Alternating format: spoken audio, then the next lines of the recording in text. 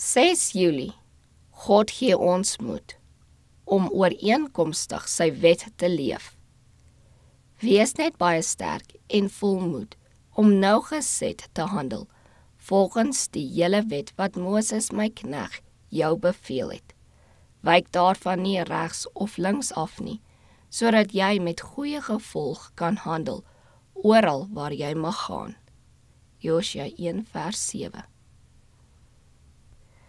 God roep om manne wat in sy oë getrou sal wees.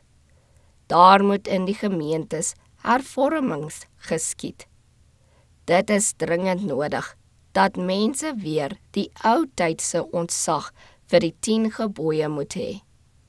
Die mensdom moet deur gehoorsaamheid aan die gebooie geheilig word, sodat die gevolge van skeptisme nie versterk word nie, maar dat die grondslag van ons geloof uitblink en al die voorskrifte van Gods wet gehandhaaf word. Mense moet besef dat hulle 'n persoonlike verantwoordelikheid het. Hulle moet onthou dat hulle om deur die Here as manne beskou te word, regverdig, rein en getrou moet handel. Mense vermy miskien die verwyt wat hulle om Christus ontwil moet dra. Hulle doen miskien die werke van die kinders van oortreders, maar as hulle dit doen, sal hulle gewis die loon van die kwaaddoener ontvang.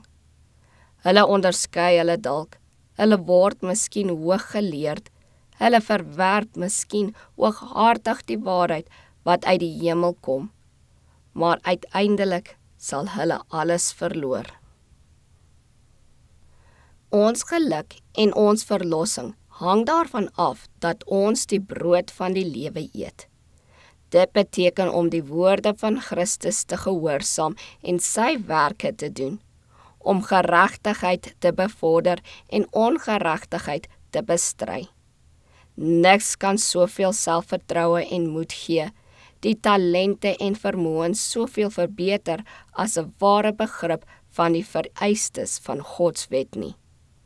As ons Jesus Christus liefhet, gehoorsaam ons Gods gebooie, wat 'n lamp vir ons voet en 'n lig vir ons pad is. Dit verseker ons die verligtende, reinigende, geluksalige teenwoordigheid van beide die Vader en die Seun. Hy wat gehoorsaam is, kan met God omgaan, net soos Henog met hom omgegaan het.